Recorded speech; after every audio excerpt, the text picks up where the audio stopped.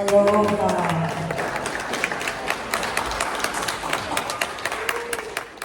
From the dawn of time, cannabis has woven its roots throughout human history. The word cannabis comes from canine plus bis, two dogs, series A and B. Our endocannabinoid system evolved in animals since the earliest vertebrates, long before Homo sapiens appeared, around 300,000 BCE. While the first cradle of the plant was somewhere near Tibet, the first human homegrown site and cultivator of the plant was in the mother's body. With her cannabis-rich milk passed down through the ages. There are stories of ancient Sumerians sharing the cannabis seed, binding cultures across the globe. The earliest known evidence of cannabis comes from Oki Island in Japan, where fossilized hemp seeds and scraped cannabis plant fragments were found in layers dating back to 12,000 BCE. By 10,000 BCE, ancient Taiwanese crafted hemp cords, weaving strength into their lives.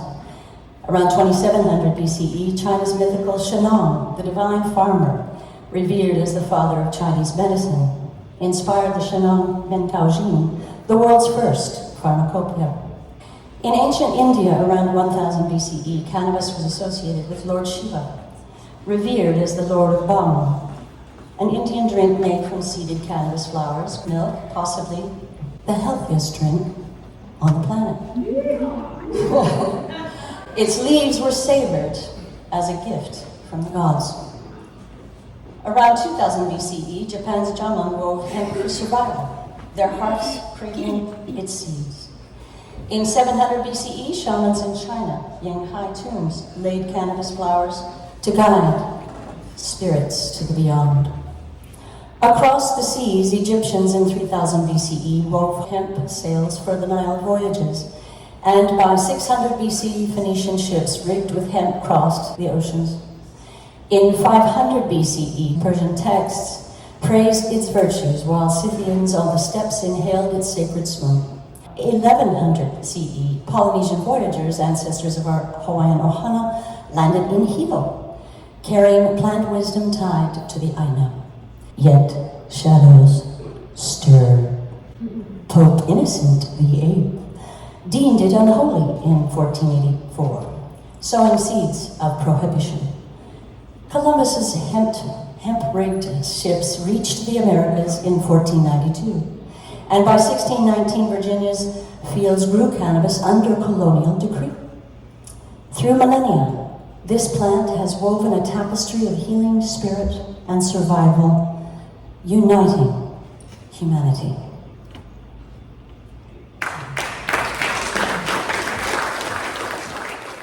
But before we move forward, let's pause to feel the weight of this history. And that's at least 14,000 years of history. Imagine for a moment that feeling of being the first to partake in the smoke from burning the cannabis plant. Just imagine the knowingness of the hands that first planted hemp seeds right here in Hawaii, knowing that it would grow a crop capable of strong rope building, healthy food for animals, and perhaps the little secret, it could also be made into a healing medicine and used to relieve pain. It must have seemed godlike to be in possession of such an amazing plant in these times. Minds open and free of environmental pollution and hungry bellies. Free of poisons and fully open to receiving the gifts of the plant.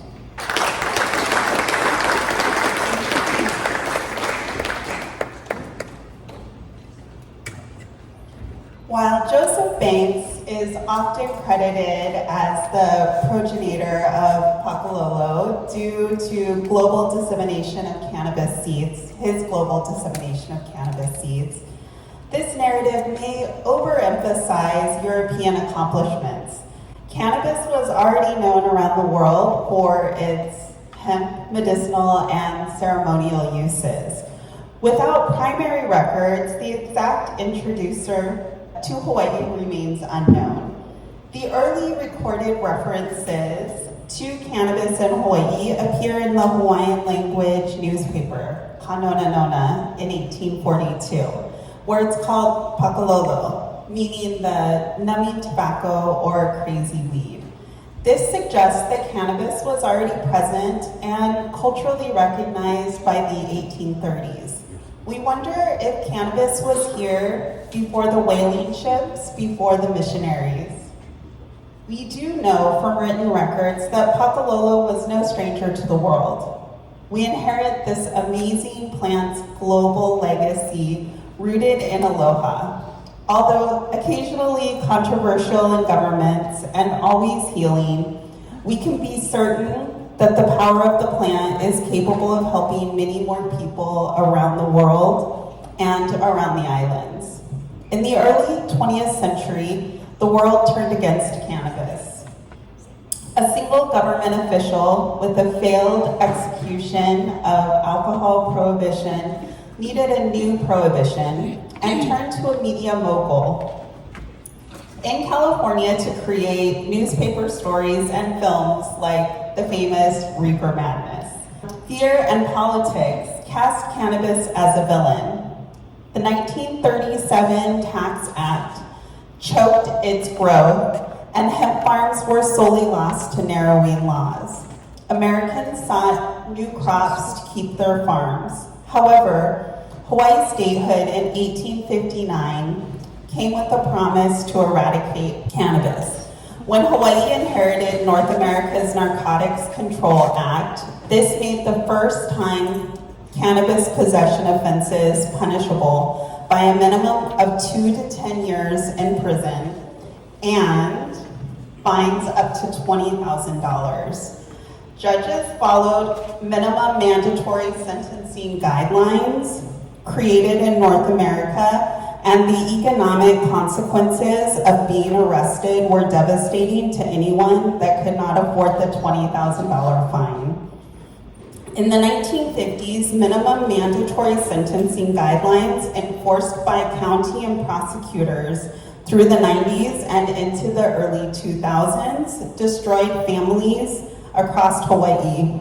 There was no harm reduction strategy. Indigenous Hawaiians were often imprisoned disproportionately to the rest of the population.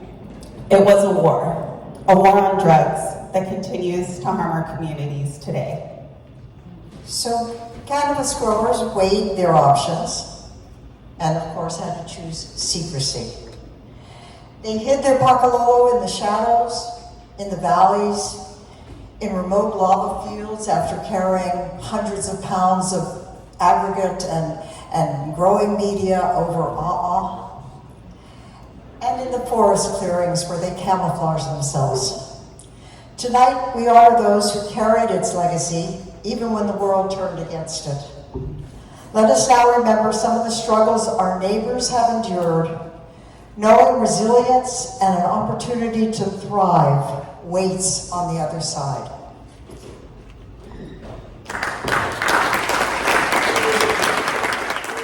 Aloha, my friends. I am no one that you know, and yet I've walked in the shadows of all these islands for over 50 years, and I've been growing a plant that's as old as time itself. Cannabis, pakalolo we call it. The popo call it marijuana, is our connection to ola, our connection to life. In the 70s, the unknown grower was everywhere. It was the store clerk, it was the hippie, it was even the Filipino grandmother. And you could grow enough to get along, and you could also grow medicine. Medicine for friends and family that were coming back from the wars. And it was very healing to grow your own medicine. But growing is hard work. Everything is hidden, including our tracks. As more and more helicopters flew from the green harvest, entire neighborhoods were turned into marijuana eradication zones. People were terrorized when a helicopter would come land in their yards, and all the trimmers would run out the doors and windows and scatter into the woods, trying to get away. And to this day, if you're at a party and a helicopter comes over and the people that are running out looking for cover are the people with helicopter PTSD. But it's very healing to grow the plant if you got the PTSD. So we do what we do best. We grow the plant. We love this plant, and we've learned to hide pretty well. We taught others how to keep hidden. A good crop means good times, and there's so much goodness that we share, which is a great quality. It's a great virtue. And during the 90s, there was a lot of hard drugs coming into our culture, and we kept our ohana away from the hard drugs by giving us something a lot softer and enjoyable, and that's the Pakalolo. So the ice came in, which was a form of meth, which you could smoke. It was also called the poor man's cocaine. And life in the bushes became an act of survival. Many did not survive the addictions created during the ice epidemic of the 90s, and many more did not survive the helicopter raids. People were taken away during drug raids on their homes. Some lost everything, their families, their jobs, their cars, land, bank accounts. The list is long, and it grew worse before it grew better. But the unknown grower has not given up and plays a special role in today's political arena. It is time to overgrow the government.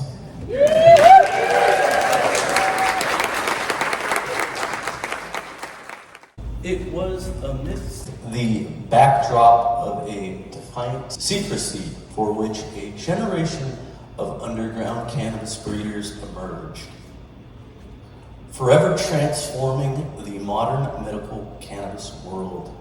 Working in a basement illuminated by a streetlight over 4 decades ago, a man named Greg McAllister developed the strain we all know, an indica, known as Northern Lights.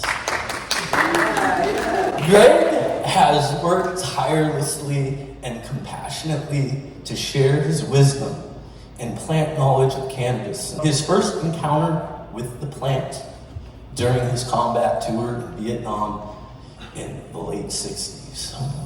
Greg is the founder of the Puna Garden Club and the artistic creator of the chalices that we will be presenting and giving out for the award show tonight.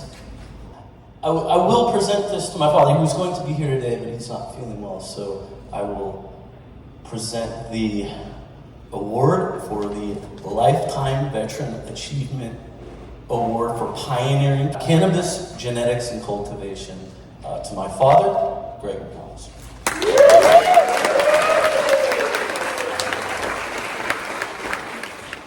As our counties partnered with the State Narcotics Enforcement Division, the National Guard, and the DEA to get more drug war money, so did they eradicate more plants. They mapped a grid over the entire Big Island and began spraying diesel fuel. Glyphosate is so horrible I don't even like saying it. They began spraying it in our forests, in our backyard. They've sprayed it anywhere that they've found plants. In 1988, the DEA claimed that they spent more money in Hawaii than any other state. That year, they said they seized 1.5 million plants and 33 guns. In 1989, they reported $1.6 billion worth of cannabis was wiped out in Hawaii. And in the same year, the Hawaii's Attorney General Warren Price claimed Hawaii was a major cannabis supplier to the mainland USA. He also asked the federal drug czar, William Bennett, for more money to shut down what he called the $10 billion a year Hawaii crop. Still, the state claimed they were losing the drug war.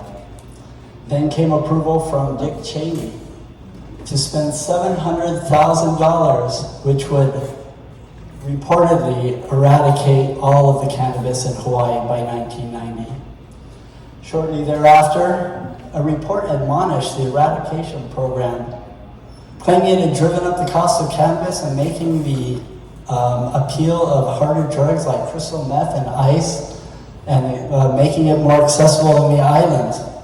The newspaper said that raising the price of cannabis had made more harmful drugs seem affordable. There were times that we got away, many times in fact.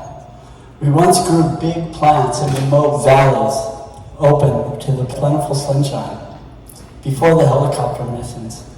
Some Mahiai adapted to the helicopters, growing smaller, potent indica strains, and they moved indoors. Some say Hawaii was a happier place to live before growing went underground, literally.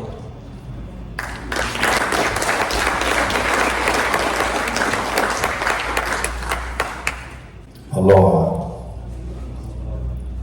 There were times when a vibrant economy existed and there was peace in our neighborhoods. Times got better during the last 10 years. People from every background began to grow at collectives, supporting hundreds of patients. As more peaceful skies emerged, cannabis once again became the drug of choice, and hope developed on the faces of the patients who could not find an affordable, consistent supply of quality cannabis medicine. As dispensaries emerged, access became easier for many. 10 years later, access, affordability, and quality were no longer the issues we faced during the drug war. Patient collectives are now under threat with new laws passed this session. There's a battle for market share. Whoever controls the market will set the prices. To meet medical demands, we need more patient collectives, aka co-ops of the people. We'll see what happens to the prices as attempts to once again limit production. As patient registration goes down, it's unlikely prices will remain low. The story of growers and farmers is not just a story of survival, but a story of triumph against all odds. We are still fighting our way out of counts, courts, and fighting our way out of prohibition. When the skies are peaceful, the ground is peaceful. Tonight, we honor the warriors, those who kept our prayers alive and persevered against impossible odds. We honor those who carried her soil, her nutrients, her keiki, her flowers so carefully through swampy pig trails, valleys, and lava flows. We mahalo these legends for their efforts across our islands. A giant in the cannabis movement in Hawaii, Roger Christie, brought in a new way of thinking about cannabis. His knowledge of cannabis history is unsurpassed. He was a co-founder of the Hawaii Hemp Council in 1990, and with Aaron Anderson and Dwight Kondo, founded the Hawaii Hemp Company, 1990, you guys. By 1991, they had one of the first retail hemp stores in the world. Ganjanomics shined a bright light on the possibilities for Hawaii to thrive. The proof was in the facts presented during the 70s, 80s, and 90s. Throughout the darkest days of Operation Green Harvest, he persevered with his message of aloha and spiritual awareness. He also founded the THC ministries in Hawaii and provided hope and healing to many thousands right here on Hawaii Island. Roger believes that spiritual and/or religious use of cannabis hemp is worthy of First Amendment recognition and protections, and is credited with making and returning the holy anointing oil of Moses and the christening oil of Jesus to the use in the THC ministry. He marches on this very day along the challenging path and life mission to achieve the goal of equal justice under the law, for cannabis sacrament, for the THC ministry, and for we, the people. In 2008, an undercover law enforcement officer was introduced to Roger Christie, and on 3 separate occasions at the ministry. Investigators monitored 17,000 phone calls with our tax dollar During a 2-year period, in 2010, federal agents raided the downtown Hilo sanctuary of Christie's Hawaii Cannabis Ministry, assisted by local police. In 2013, a plea deal was struck in federal court, and Christie was sentenced to a term of 5 years in prison. I'll repeat, 5 years in federal prison. No trial, no bail. 10 days ago, an appeals court denied their case again, opening up the possibility of a righteous argument in the U.S. Supreme Court. His dedication has been unwavering, even with being incarcerated. He created the Peaceful Skies Project, and light once again began to shine on Hawaii as we started to emerge from this first war on drugs.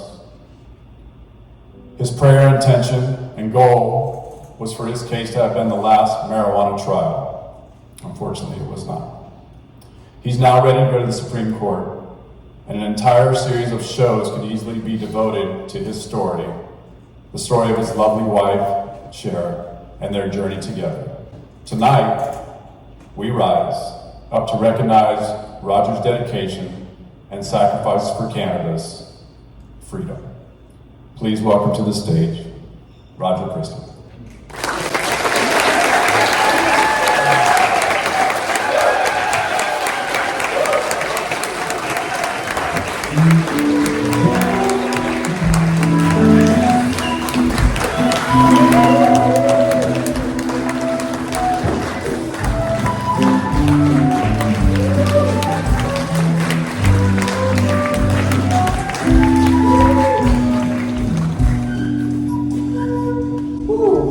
Deep breath on that one. Thank you, Jason.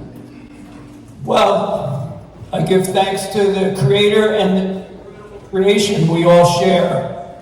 Thanks to Brent and Millicent and everybody putting this event together. It's been my absolute pleasure, my honor, my privilege to walk the cannabis road with all its pleasures, with all its challenges. And I'm so grateful to have come to the Big Island. That's an island surrounded by an ocean named for peace, Pacific. And it helped to show me the aloha spirit, take some of the punk from Jersey out of my personality, and keep me on the road to good manners and respect for everybody, even those that I called my so-called opponents. But I'm so grateful the cannabis plant, my first puff said, "Let's be friends." It was absolutely clear, and we've been friends ever since. And like Jason said, it's my pleasure to work on this road, to meet the people who also are on the trail to getting the righteous security and protection for cannabis under the First Amendment. It seems so obvious, listening to some of the stories about how terrible people have been treated. I thank you, each and every one that's done your part to make a world a better place, for introducing the cannabis tree of life into our lives. And it's also my pleasure to say thank you to my wife, Cher. Cher, would you come on up here?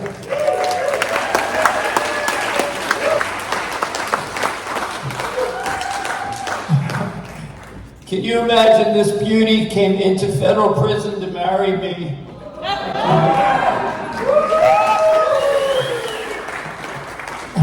I was shackled and strip searched, and it was the contrast couldn't have been more stark, and it was exceedingly romantic. And I thank you forever, lover, for being my rock, my supporter, my lover, and my helper through life. It's a pleasure to share life together.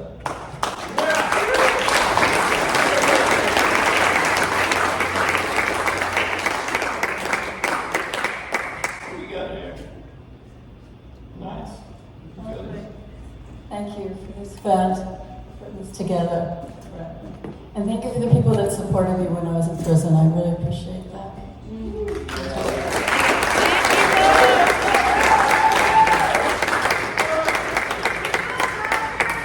And this is 2025 Hawaii Cannabis Awards, Roger Christie. Lifetime Cannabis Achievement Award, dedication, Cannabis.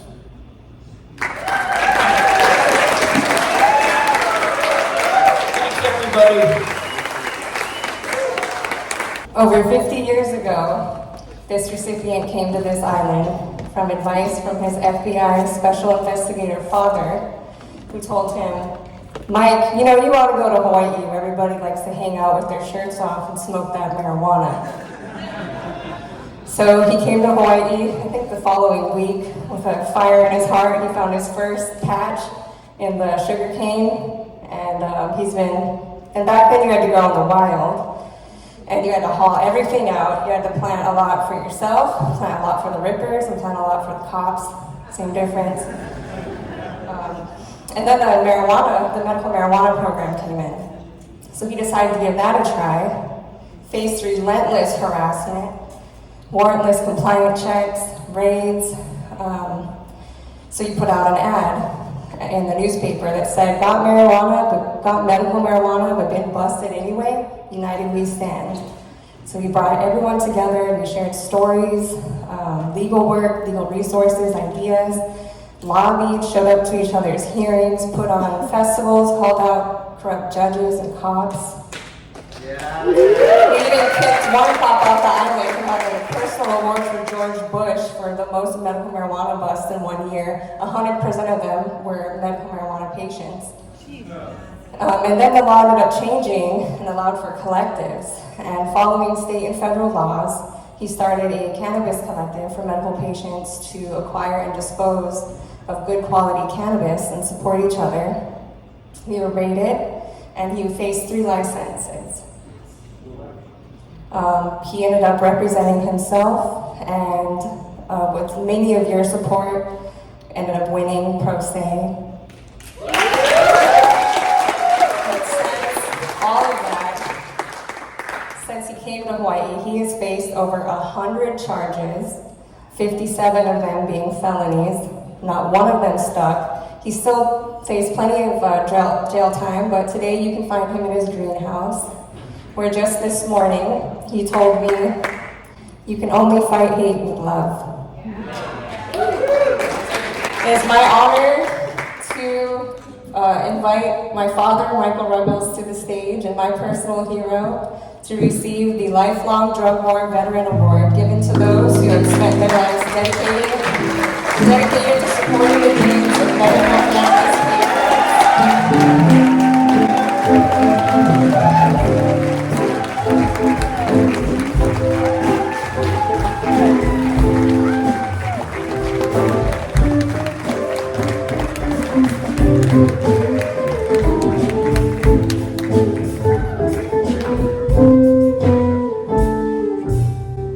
Hey, thanks everybody. Thanks for coming out. I want to give special thanks to Roger. He was the first guy. When I first got busted, I went and saw Roger, and he stuck my head out the window and he said, hey, you see that right there? They call that turnaround junction. And that was where the sugarcane trucks turned around. And he was like, we're going to turn your case around right here. And, you know, and my case did turn around, but I can tell you back then it was a pretty cold world when you got busted. And Roger sure made me feel better that day. I also want to give a shout out to Grey Wolf. He's no longer with us. But,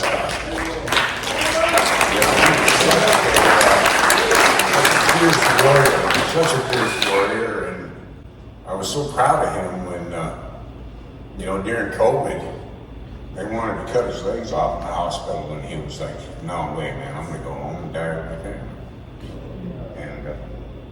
And some of them were gone. He did such a great job. I was so proud of him. As a Viking, I was just so proud of how he died with dignity and surrounded with love. And so, no, it's been a great fight, and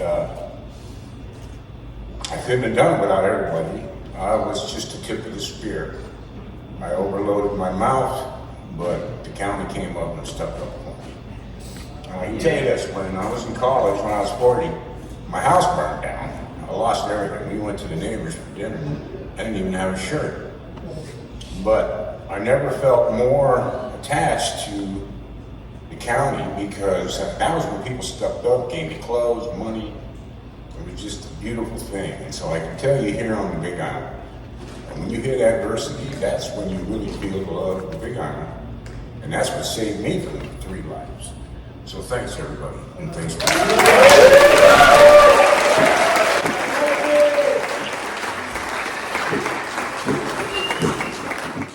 Another giant in the field of advocacy, the First Lady of Medicinal Cannabis, Alice O'Leary Randall, continues to advocate for medical cannabis patients. You may have seen her keynote during Hawaii Can Shift event in 2020. You may also know her as an early pioneer of cannabis legislation here in Hawaii.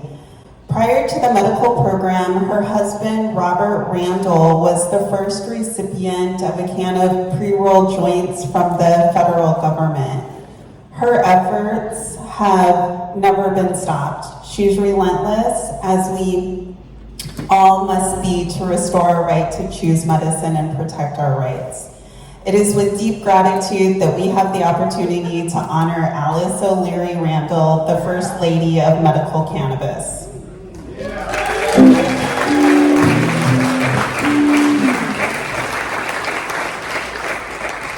Tonight, we also recognize Dr. Bonnie Goldstein for her transformative impact on Hawaii's medical cannabis movement. Her 2021 medical cannabis keynote speaker inspired clinicians and empowered patients with evidence-based education on cannabis therapies for cancer and epilepsy. Advocating access over enforcement, she challenges punitive policies, advancing patient care and honoring Hawaii's healing legacy. Dr. Bonnie is with her father as he transitions to the great light. We also want to recognize Dr. Sue Sisley for her transformative impact on Hawaii's medical cannabis movement. Her Hawaii Cannabis Expo presentations and pioneering PTSD research empowers veterans with healing cannabis therapies. Mahalo to Dr. Sue Sisley.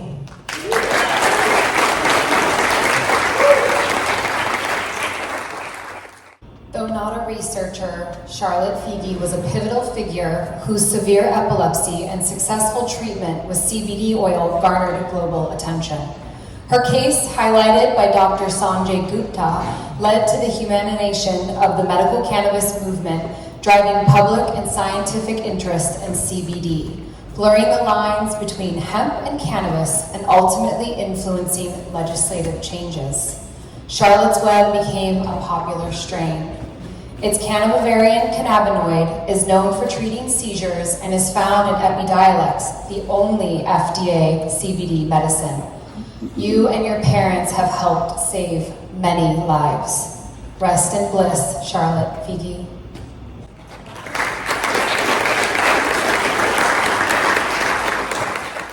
Several of our local medical professionals were nominated many times for an award, and we felt it important to honor and recognize their multi-decade work. So tonight we honor May, who just gave our spoke, for her excellence in cannabis nursing and outstanding dedication to advocacy. Uplifting patients with compassionate care. May is a warrior for patient rights. She represents a younger generation of medical professionals dedicated to patient outcomes and advocacy for sensible healthcare options.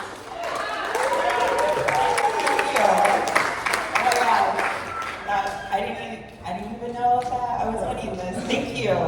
It's been a long, beautiful road working with this plant, and really, my whole goal has always been providing access and working as a vehicle to shelter and protect our medical cannabis patients and our medical cannabis program, and really our medical cannabis farmers, because without them, without farmers, without collectives, that's who we are, and that's who we need. So thank you.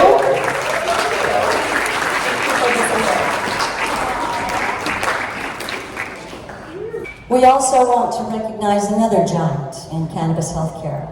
Her excellence is cannabis nursing, an outstanding dedication to advocacy. Her unwavering support for patients who require cannabis medicine and her fight for harm reduction over incarceration have earned her the title of Cannabis Nurse Wendy. Please welcome to the stage. Thank you for giving me the opportunity to talk about my favorite subject, which is medical cannabis. And please come to my table because I don't want to say obsessed with, but my passion is trying to educate as many healthcare professionals as I can. And so far, I've been able to educate about 450 of them. But that doesn't seem like a lot to me. I really I hope that patients will help take the information that I have at my table to their healthcare professionals and ask them to learn about medical cannabis and the endocannabinoid system, and they can earn contact hours to renew their professional licenses with medical cannabis education. And the Department of Health is now offering the first 200 providers free education. So I'm hoping that the patients will help move this forward by asking your doctor or nurse if medical cannabis education is right for them. So thank you very much, everybody who helped pave the path so I can do this work.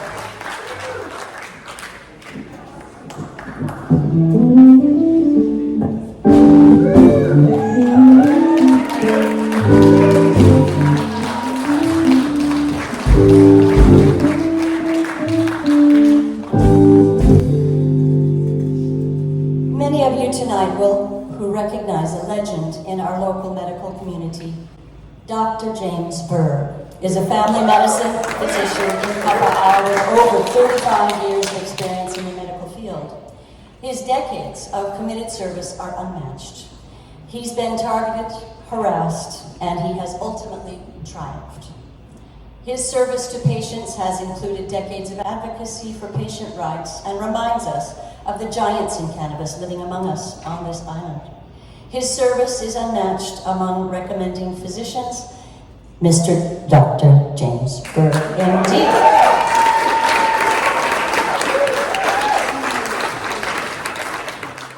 Another giant in medical cannabis is being recognized and honored tonight from Oahu. Dr. Clifton Otto has dedicated his career to advancing patient care through compassionate, evidence-based cannabis therapies. His tireless advocacy and clinical expertise have empowered countless individuals to access healing medicine, strengthening our community's legacy of aloha and resilience. Dr. Otto is the founder of Medical Cannabis Day and cannot be with us tonight, I believe. And so we are sending our aloha to him right now.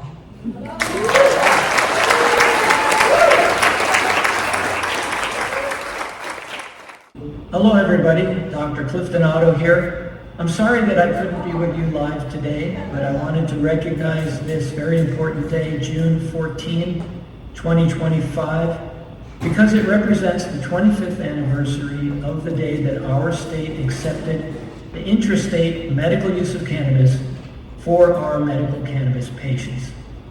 I also understand that today is a celebration of the history of medical cannabis in Hawaii, and that I've been nominated for an award as part of this event.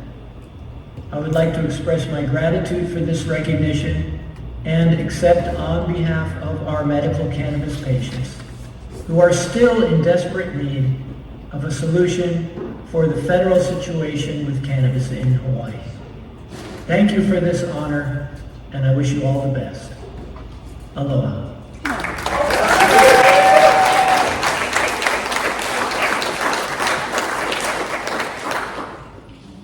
From the shadows of prohibition, a new era dawned. America celebrated as the tide began to turn. In 1996, California passed Prop 215, the first medical cannabis law in the U.S., and in 2000, Hawaii followed with Act 228, giving medical patients the possibility of an affirmative defense option if prosecuted. The plant emerged from the shadows a little further in 2014 as the United States Congress passed a piece of legislation in the Omnibus Bill prohibiting the Department of Justice from using funds to interfere with state medical cannabis laws. This would be followed by the proliferation of CBD products, carrying hope for the sick, the suffering, and the silenced. As the Farm Bill of 2018 emerged, hemp was again thrust into the North American spotlight whilst uncertainty prevailed in Hawaii. Small groups of dedicated hemp growers are bringing clarity to Hawaii hemp farming on the islands.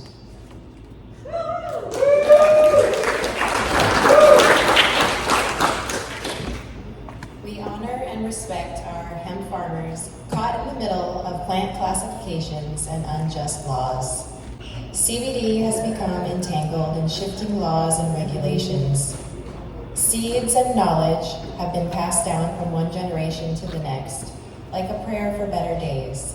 It's an honor to recognize the giants of our industry, like Hawaii legacy hemp grower Daryl Kaneshiro and the dozens of other hemp farmers in Hawaii who seek a better path for hemp.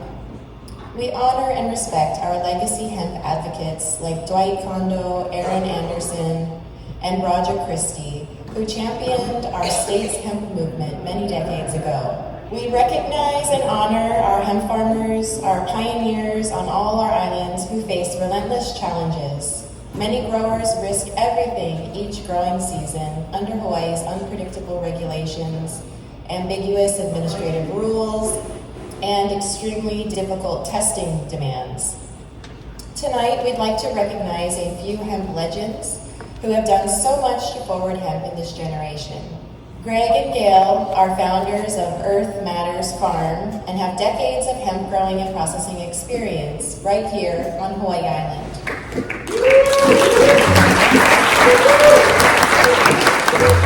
Clarence Cab Baber, who will be accepting Gail's award as she cares for their daughter in California.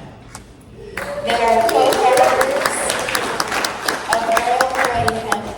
Cab was an original founder of the Hawaii Organic Farmers Association and has 40 plus years of food farming and hemp growing experience. Gail has been fighting in the legislature for hemp farmers' rights. They have actively grown and advocated for Hawaii farmers to be able to grow industrial hemp legally.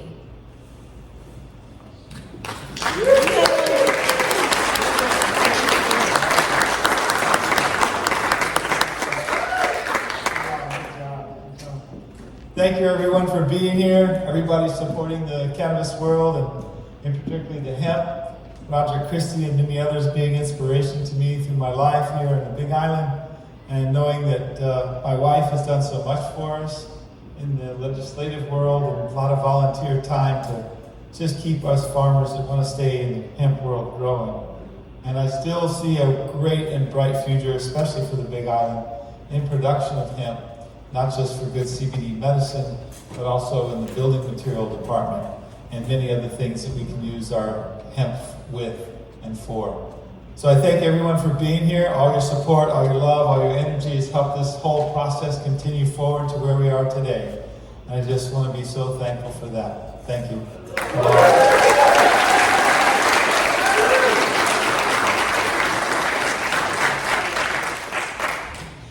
We also want to recognize Daryl Kaneshiro from the Kauai Hemp Company, whose decades-long efforts have resulted in an operational hemp growing and processing facility on Kauai. Daniel Campbell Susta is an MD and a master's in public health. He started writing recommendations for patients in 1999 in California when Proposition 215 was passed. It was allowed for compassionate use of cannabis as medicine. He likes to say, I've been making people legal for cannabis before it was legal to make people legal. His first patient in Hawaii was Reverend Roger Christie in 1997, 3 years before Hawaii legalized for medical use. Dr. Susat is here tonight. So let's give Dr. Sussat a warm round of applause and gratitude for his pioneering efforts to support patients.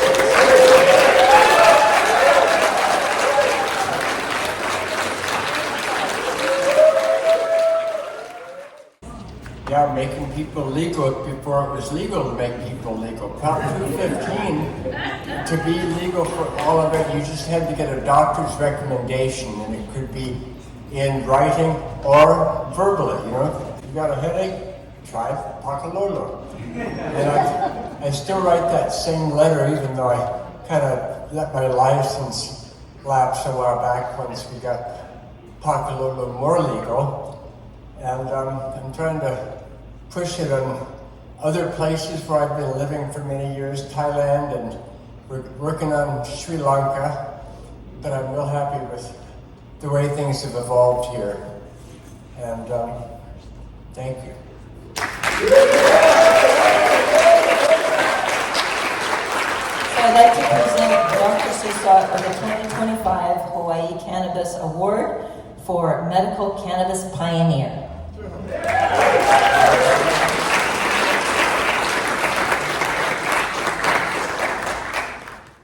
Daniel Marigi was a freedom fighter for medical cannabis. He co-founded the second dispensary in Hawaii, Lauolo, which is now Big Island grown. His pioneering work after returning from the Vietnam War inspired many documentaries, events, and classes on medical cannabis. Daniel single-handedly brought together medical professionals, legislators, investors, and many others in our community. Unfortunately, Daniel became part of the story of cannabis medicine when he contracted cancer. But that didn't stop him. Working with hospice, he started Hawaii's first Death Cafe, a talk story to help bring various cultures together to talk about death and dying in an educational and enlightening way that transcends medical cannabis laws and regulations. Daniel's final documentary, Pariah to Profit, was finished by Natek and Jesse Tunison and is now making its rounds at film festivals. And a trailer is available to watch it outside in the lobby if anyone is interested. Daniel was a fantastic person, that's all I can say, and we all miss him very much. Thank you.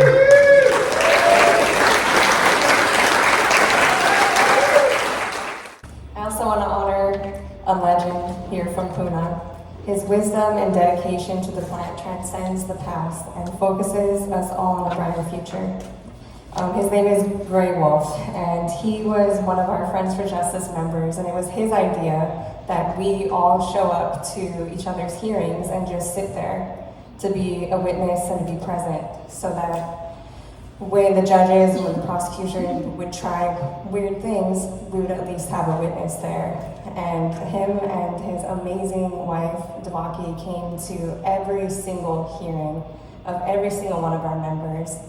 And they live far away. It was so inspiring, and it really helped change the climate within the hearings and made a world of difference for each one of the victims of this the war on drugs.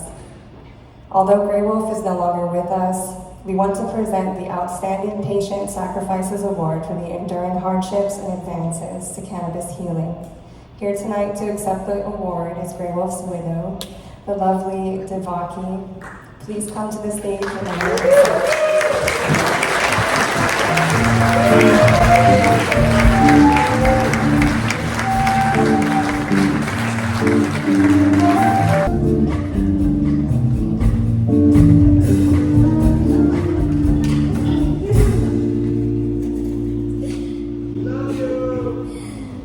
Gray Wolf would be very happy to be here tonight. He was a remarkable man, and he'd always stand up and speak for the truth. And he'd always say, the truth grows out of the ground. And that was his medicine, cannabis. So continue the fight, everybody. We're all doing our part. And we're doing very, very, very good. Thank you again.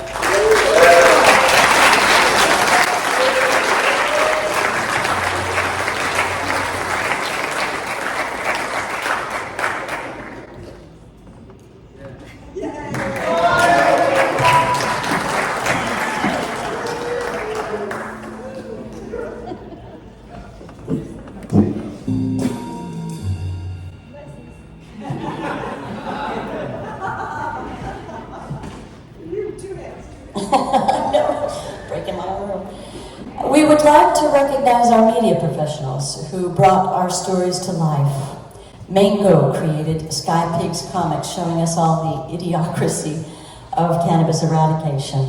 Lynn Merrill created Kaulana Napua, a magazine showcasing cannabis, and Christine Kubat created The Leaf, helping Hawaii to see the people, products, and lifestyle of hemp in Hawaii. Let's give them a round of applause.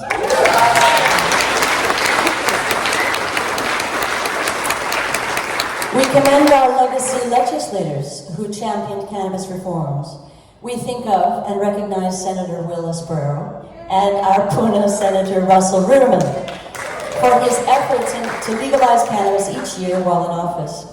He was an outstanding senator for the people of Hawaii and created excellence in legislative actions for cannabis reform. On April 3rd, 2013, Senator Ruderman and Senator Will, you know them guys, visited Roger Christie at the Federal Detention Center in Honolulu.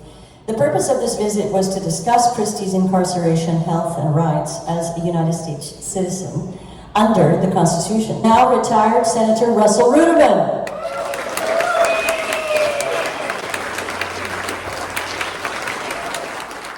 It's always important to know our cannabis history. History informs the present and the future. These are critical times for growers. These are critical times for patient advocates, medical professionals, and parents of children who suffer from cannabis-treatable diseases.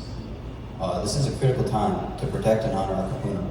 All of us have a God-given right to whole plant medicine. We must protect our natural rights.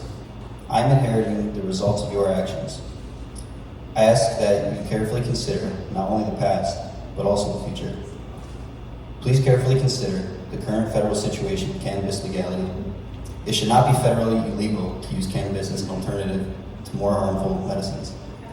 If I want to choose cannabis over alcohol, this should be my right here in Hawaii and anywhere else I go. So I ask you not to be complacent. I ask you to help protect my generation's future and our relationship with this beautiful plant. In turn, we will do our best to further our generations to come.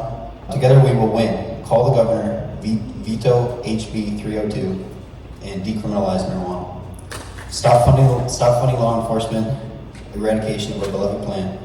Stop the regulators from driving up prices, and we will help teach each and every one to grow our own plants. One love, thank you everybody for watching.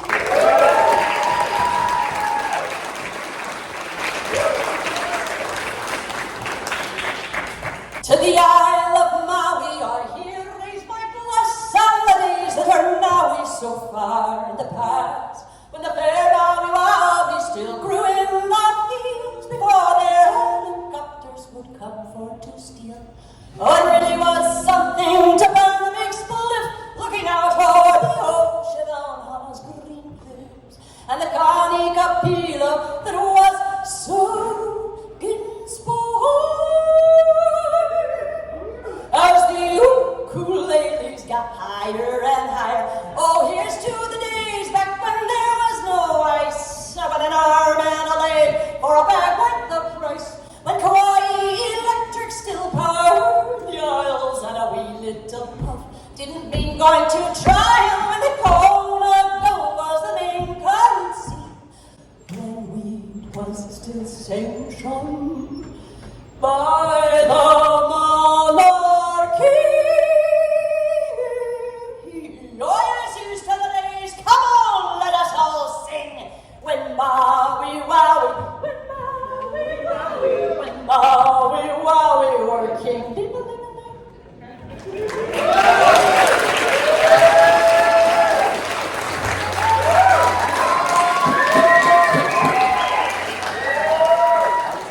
In our journey tonight, we've traversed from ancient roots to modern struggles, envisioning a future bright with promise.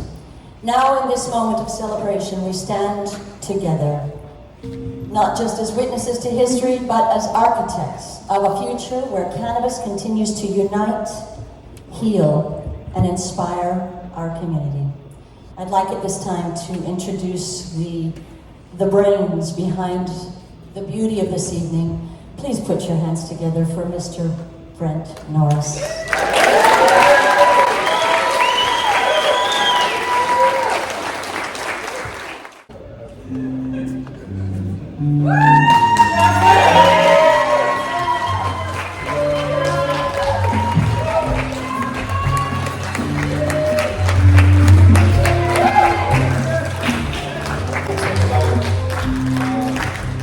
Thanks for coming out, thanks for showing up. That's all we ever ask for, just for you to show up, so thanks for showing up. I'd like to thank our main title sponsor, Chloe and Jason from Cape. She hits different.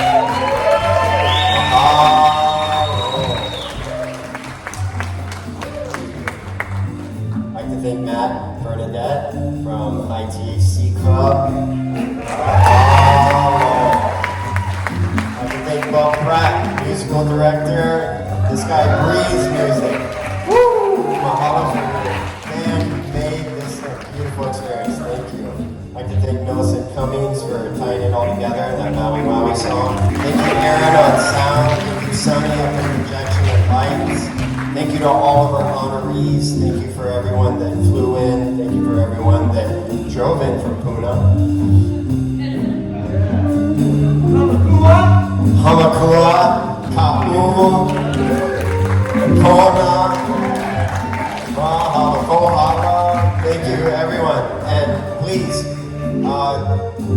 come up to the stage, it's time to celebrate, thank you, come up, if you're up here before, come up, if you haven't been up here before, come up, if you've been growing in the bushes and we don't know who you are, come up, everyone, please, come up to the stage and jam with us, it's time to dance.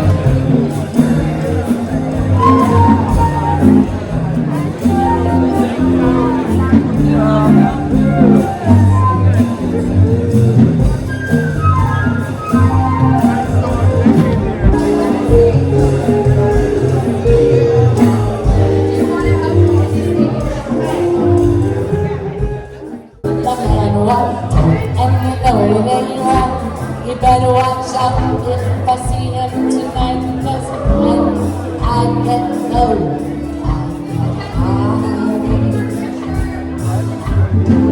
All this hard luck in this town has found me. No one knows troubles are all around me.